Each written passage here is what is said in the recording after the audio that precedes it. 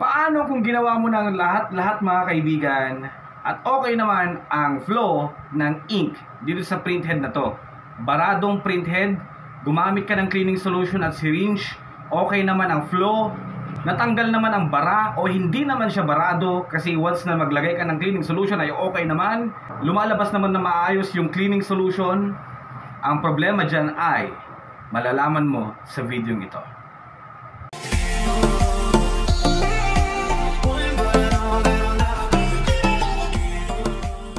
Sa pagre-repair ko ng printer mga kaibigan, especially dealing with printhead or yung print quality problem, natural kapag hindi natin nakuha ng basic repair guide para sa mga print quality issue, missing colors or whatsoever, magja-jump tayo agad sa printhead. Baka nandito ang problema.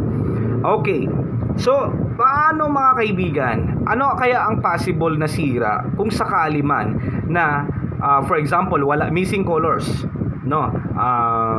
pwede rin namang no print out.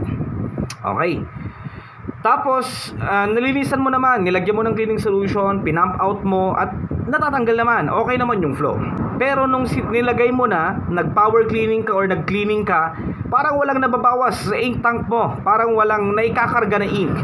Ngayon syempre i-check mo ulit to, titignan mo kung meron bang lumabas na ink dito nung nag-cleaning ka. Ilang beses ka nang nag-cleaning mga kaibigan, Pero kung wala pa rin, that means mga kaibigan, yes, that means dead na po mismo yung inyong printhead. So kailangan nyo nang gumamit ng bagong printhead, palitan yung sirang printhead ninyo para matest nyo rin mga kaibigan. Kasi palagi ko nang na-experience to sa shop, sa mga nagpapaayos ng printer. Okay naman yung flow, cleaning ka ng cleaning, pero napapansin natin na walang nababawas sa ink tank. Pag binuksan natin ulit para i-check yung printhead, walang lumalabas na ink dito. So that means hindi siya nakakargahan, and that means dead yung ating printhead mga kaibigan.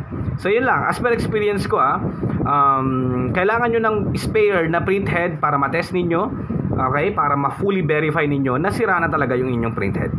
Pero yun lang yung experience ko, kahit ilang cleaning, kahit okay naman yung process ng cleaning natin, kung talagang hindi pa rin nakakargahan, that means defective na yung ating printhead.